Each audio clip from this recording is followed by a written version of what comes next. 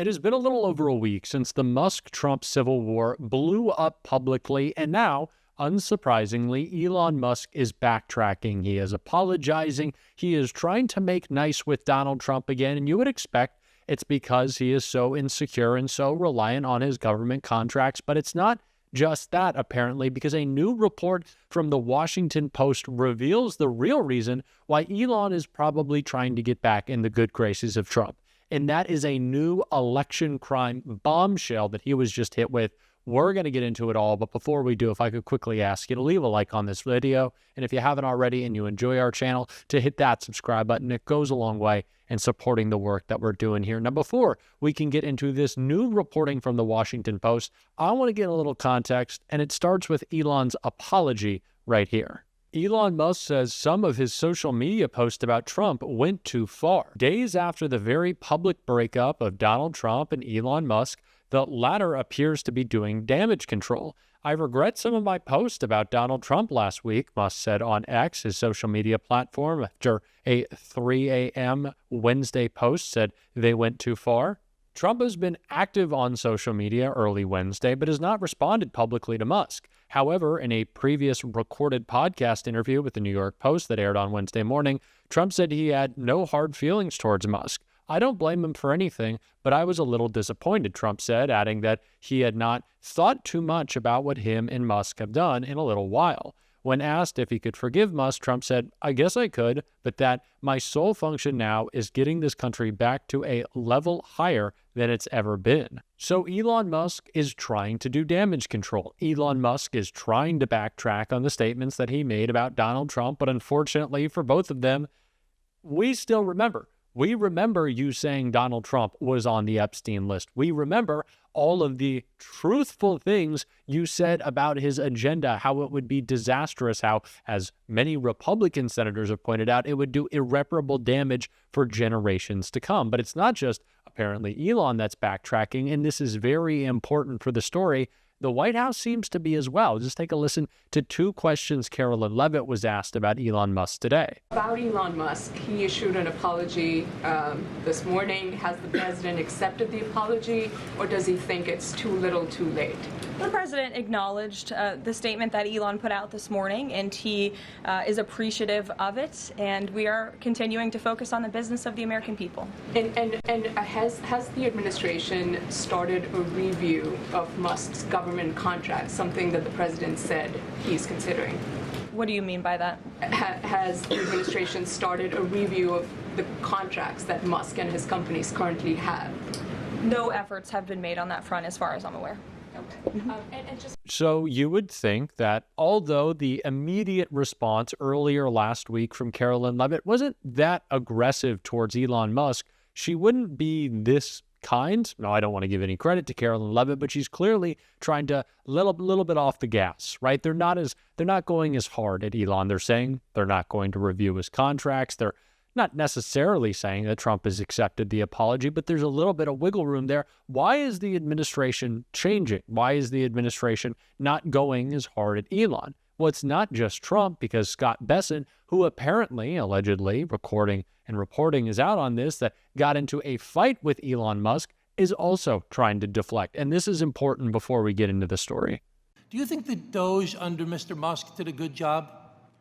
I think that Doge under Mr. Musk has set in motion an ethos that No, I understand the ethos, but under Mr. Musk, do you think they did a good job? That I hope we can continue throughout the government. But not the ethos of cutting people from the nuclear stockpile. That wasn't a good ethos, was it? As I say at Treasury, we move deliberately and fix things. Right, so they didn't move very deliberately, did they? They moved kind of scattershot.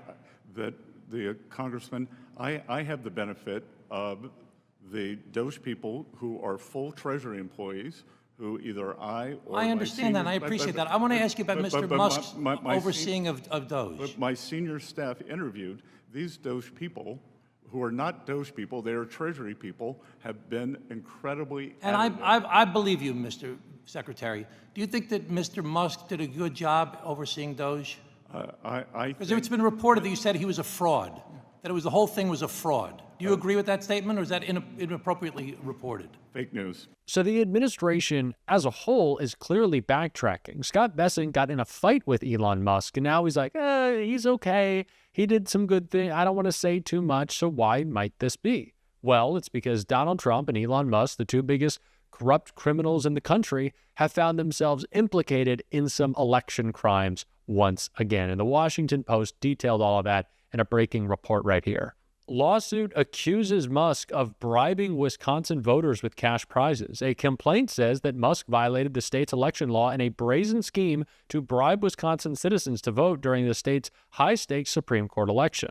A Wisconsin nonprofit organization focused on fighting for fair elections has filed a legal complaint alleging that billionaire Elon Musk illegally bribed voters by giving out cash prizes this year in his attempt to help conservatives take the control of the state's Supreme Court. The complaint provided to the Washington Post by lawyers representing the Wisconsin Democracy Campaign and two Wisconsin voters claims that Musk, his America PAC, and a Musk-linked entity known as United States of America, Inc., violated the state's election law in a brazen scheme to bribe Wisconsin citizens to vote. A complaint stems from actions of the Tesla and SpaceX CEO ahead of the Wisconsin Supreme Court election this spring when he handed out million-dollar checks to Wisconsin voters and when his super PAC, America PAC, paid registered voters $100 each for signing petitions and providing their contact information. State law, the complaint notes, bars offering or giving any amount of money over $1 to induce anyone to go to the polls, vote for a particular reason. The complaint also claims that actions violated the state's prohibition on unauthorized lotteries.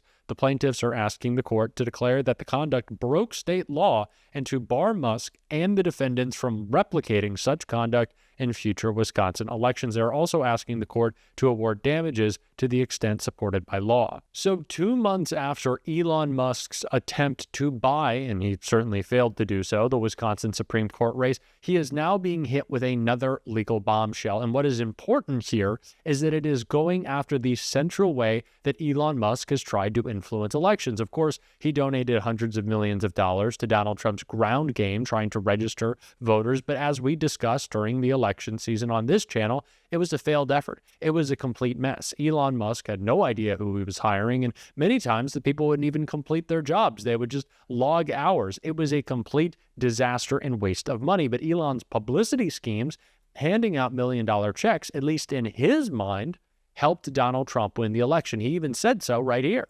Elon wrote, "Without me, Trump would have lost the election, Dems would control the House, and the Republicans would be 51-49 in the Senate." So Elon thinks he helped buy Donald Trump the election, and now he's freaking out as he's being hit with a lawsuit that would prevent him from doing the exact type of bribery that Elon expressly has said helped Donald Trump win last year. And so, of course, he is trying to reconcile because probably Elon wants to get into buying elections again because he needs to for his government contracts, for his corrupt dealings.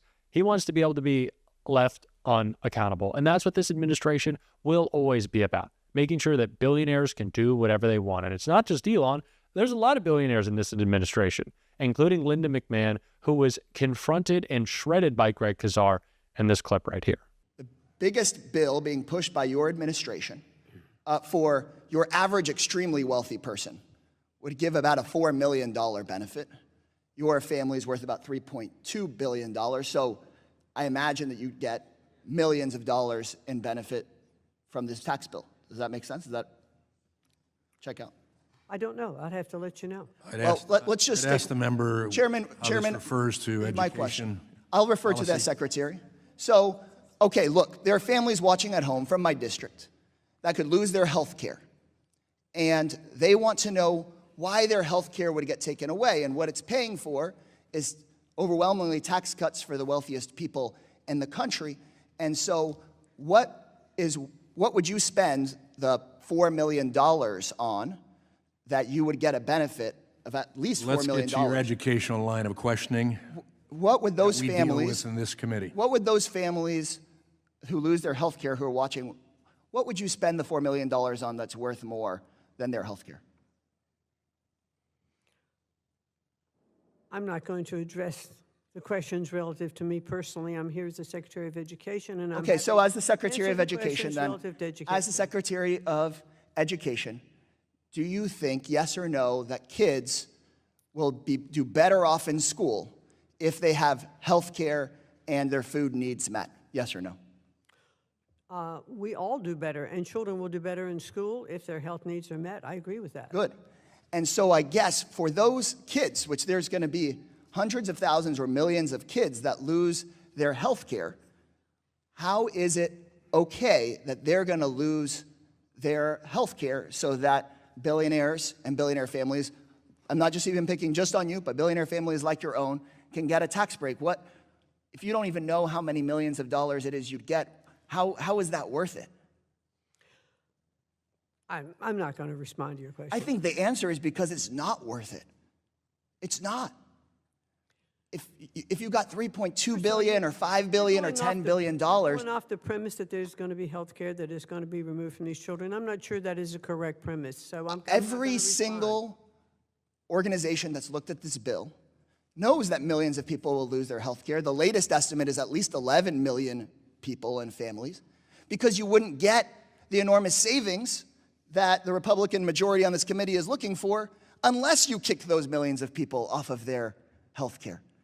So how can we educate our kids if they don't have a roof over their heads, if they can't see a doctor, if they don't have food assistance? So I'll ask you, do you think it's right for kids to not have food to eat at home before they go to class in order to make sure that a billionaire that doesn't even know how many more millions of dollars they're going to get could just get a few million more? I want to make sure that as the Secretary of the Department of Education, that the President's plan to make school choice available to every student in our country is what we follow. And the President's plan specifically takes money away from those kids, specifically takes food away from those families, specifically takes money and sends it to big contractors, big companies, and sends millions of dollars to billionaires like you who don't even know how many extra millions of dollars they're going to get. Before I was a member of Congress, I helped run an after-school program at a high school where many of the kids were getting driven to school in the same car that they slept in at night. They didn't have food. Many of them couldn't see a doctor. They struggled in class. We should be passing a bill to make sure that they've got a decent classroom experience, a roof over their head, food, and health care, not a bill that just funnels who knows, in your opinion, how many millions of dollars to billionaires like those in President Trump's Gentleman's cabinet. time has expired. This administration will ultimately always be about serving the wealthy and well-connected. And that is how we have to frame every action that they take. We are certainly going to be doing so on this show. And if you want to support that, as always, you can hit that subscribe button, leave a like on this video, and if you're stuck around at the end, you can drop a blue heart in the comments. And until next time, I'll see you soon.